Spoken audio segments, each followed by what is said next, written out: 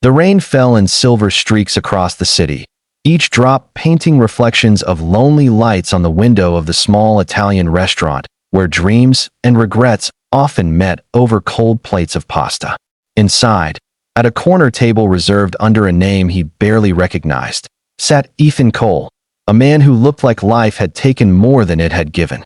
His once dark hair was beginning to gray at the temples, his shirt neatly pressed but clearly worn, and his hands trembled just slightly as he checked his watch for the third time. A single dad, a mechanic by trade, and a man who had forgotten what romance even felt like. He wasn't sure why he'd agreed to this blind date his friend insisted on setting up. Maybe it was loneliness. Or maybe it was the quiet hope that someone might see beyond his worn-out clothes and tired smile, that if you believe in kindness, second chances, and unexpected love, please take a moment to like, comment, share, and subscribe. Your support helps us tell more stories that remind the world how powerful the human heart can be. Ethan didn't notice her at first when she walked in. She was drenched from the rain, her soft brown hair clinging to her shoulders, eyes cast low as if she wanted to disappear into the background. Her name was Lily, or at least, that's what she'd given the hostess.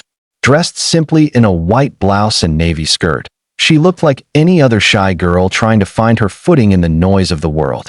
When she spotted Ethan, she hesitated for a moment before offering the smallest, most uncertain smile he'd ever seen. He stood to greet her, his voice gentle but awkward, the kind that belonged to someone who'd spent too many years talking only to a child and a wrench. The first few minutes were painfully quiet. He asked about her favorite foods. She answered softly. He laughed at his own nervousness.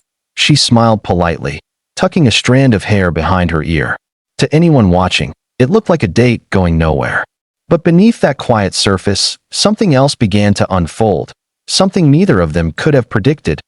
Ethan talked about his daughter, Mia, how she was the reason he woke up every morning, how he'd been both mom and dad since his wife passed away 4 years ago.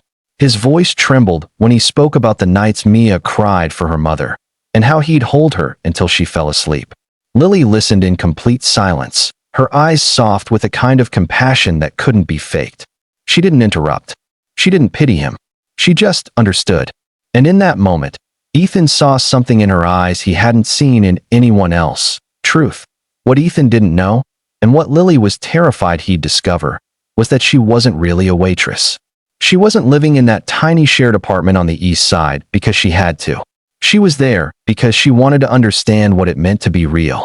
Her father, William Hargrove, was one of the most powerful billionaires in the city, owner of the very company that made the luxury cars Ethan could only dream of repairing. But Lily had grown tired of living in a glass mansion full of lies. She had watched her so-called friends chase money, watched men pretend to love her because of her last name. So she'd walked away from it all, her family's world of luxury and masks, and taken a job at a small cafe downtown. That's where Ethan's friend had seen her, shy, quiet, always sketching in her notebook during breaks, and thought she'd be perfect for a man who deserved to smile again. And now, here they were, two broken souls on opposite sides of the same table, both pretending to be ordinary for one night. As the evening went on, the awkward silence slowly melted into warmth. Lily laughed softly at Ethan's stories about Mia's mischievous school adventures, the time she'd drawn a mustache on her teacher's photo for art class, or how she'd made him wear a tiara during her pretend tea parties.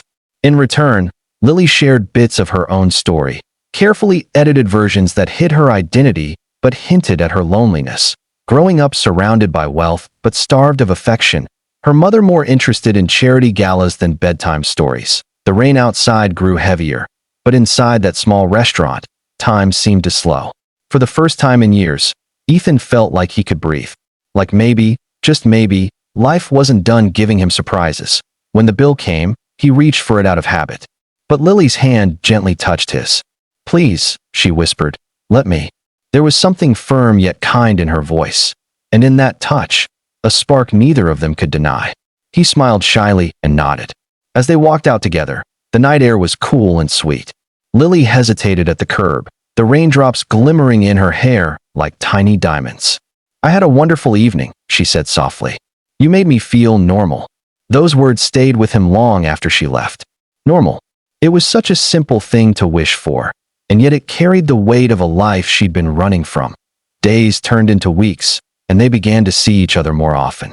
Ethan would bring her coffee during her cafe shifts. Lily would visit his small workshop and watch him work, fascinated by how his hands moved with patience and purpose. Mia adored her from the start, drawing her little pictures, calling her Miss Lily, and asking when she'd come over again. Lily began joining them for dinner sometimes, cooking with Mia, laughing at burnt pancakes, helping with homework. Slowly, Ethan's world, once so empty, began to feel alive again. But happiness has a way of testing the brave. One evening, while closing the shop, Ethan overheard two customers talking about an upcoming business merger, something about Hargrove Industries and a new CEO's daughter returning from her little rebellious vacation. When they mentioned the name Lily Hargrove, the world seemed to stop spinning. He stood frozen, every memory of her words and silences rushing through his mind like a storm. When Lily arrived that night to surprise him and Mia with homemade lasagna, he couldn't look her in the eye. He asked her, quietly but firmly, if her last name was Hargrove. The silence that followed was deafening. She didn't deny it. She only whispered, "I wanted you to know me before you knew that part of me." Ethan's heart cracked. He felt betrayed, humiliated even, that she hadn't trusted him with the truth. The woman he thought was like him, simple, honest, real, was actually part of the world that had taken everything from him. His garage had almost gone bankrupt years ago because of a Hargrove subsidiary cutting contracts. And now, the daughter of that empire stood before him, crying, trying to explain.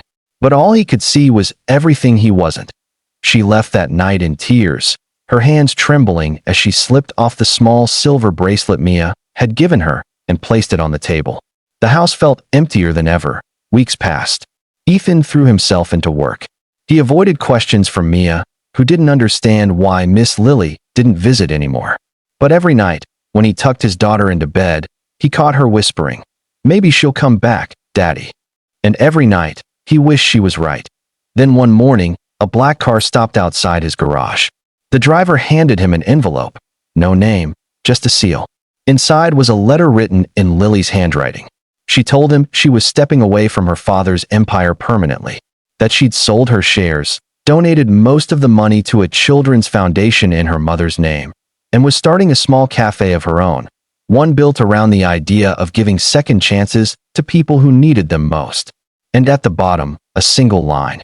"If you ever believe in us again, you'll find me where it all began, the restaurant where we first met." Ethan didn't even realize he was running until the rain hit his face. The same rain that had fallen that first night. When he reached the restaurant, she was there, sitting by the same window, wearing the same quiet smile. No makeup, no jewelry, no mask, just Lily, the woman who had loved him when he was no one. He didn't say anything. He just walked up, took her trembling hands in his, and whispered, "You never needed to be anyone else." Tears streamed down her face as she leaned into him, and for the first time, the world outside didn't matter. Love had found them not through status or chance, but through the simple courage of two people who dared to be real in a world built on pretending. If this story touched your heart, please like, comment, share, and subscribe. Your support helps us continue spreading stories of faith, love, and redemption.